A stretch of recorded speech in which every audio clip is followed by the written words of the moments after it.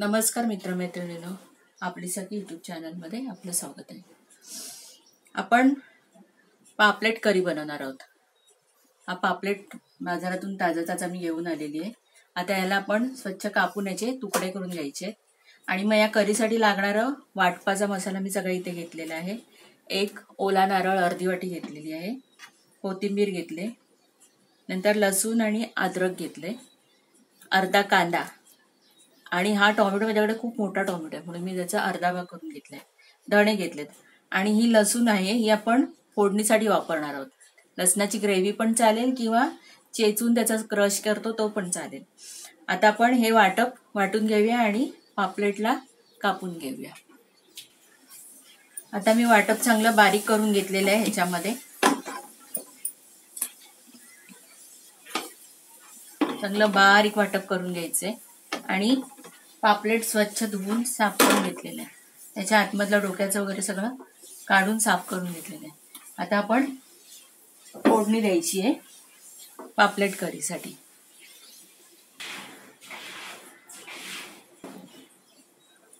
गॅसवर तेल भांडं ठेवलेलं आहे, गॅसवरती तापलंय चांगलं. आता आपण याच्यात रिफाईन ऑइल घालूया 2 मोठे चमचे. आता लसणाची फोडणी करायची. चेचलेला लसूण तुम्हाला दाखवला, लसूण चेचलेला आहे तो फोडणीला टाकते.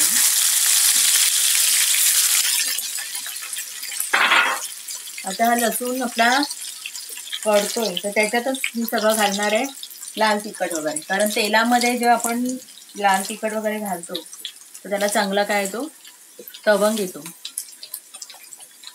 आता नेहमीप्रमाणे पहिले आपण हळद घालूया, 1 चमचा हळद.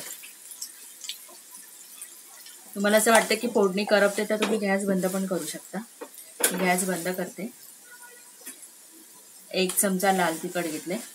साधारण 4-5 माणसांची करी मी बनवते आहे, पापलेट करी. आणि मालवणी मसाला घेतलेला आहे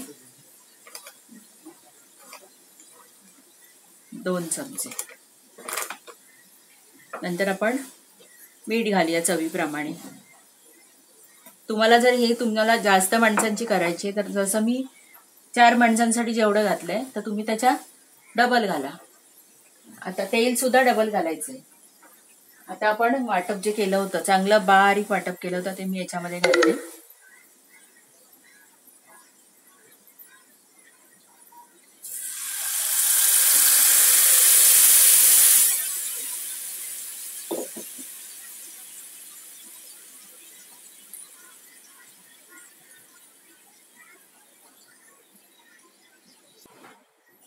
गॅस मी बंद केला होता, आपण पुन्हा चालू करूया.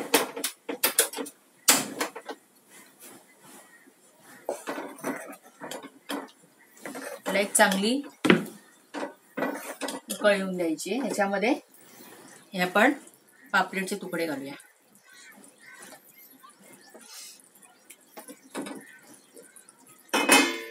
आणि कोकम घालूया. तुम्ही कोकमाचं आगळ सुद्धा घालू शकता, कोकम पण घालू शकता. आणि याला आपण काय करायचं, एक चांगली उकळ आणून द्यायची. त्याच्यासाठी मी झाकण ठेवते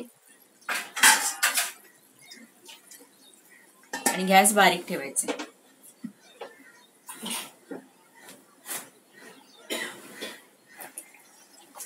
आता मी 2 मिनिटं हे ठेवलं होतं. आपण झाकण काढूया.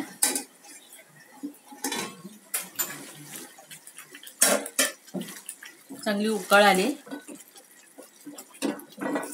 आता तुम्हाला ह्याच्यामध्ये किती पाणी हवंय वगैरे त्याप्रमाणे तुम्ही घालू शकता. कधीही थोड्याच ह्याच्यामध्ये पाण्यामध्ये ते होऊन द्यायचं असतं, म्हणजे फोडींमध्ये सगळा मसाला वगैरे त्याचा पिंतो आणि टेस्ट लागते फोडींना. तर मी पाणी घातलंय आणि अजून एक उकळ मी आणते ह्याला. मग आपला एक उकळ आली की आपला पापलेट करी तयार. चांगली उकळ आलेली आहे आणि पापलेटच्या पोळी पण चांगले शिजलेले आहेत. हे बघा, ते मच्छी शिजायला वेळ लागत नाही, 5 मिनिटात शिजते. चांगल्या प्रकारे उकळ आलेली आहे, तिचा आणि वास पण सुद्धा सुटलेला आहे. ही आपली पापलेट करी तयार झालेली आहे. आपण आता गॅस बंद करूया.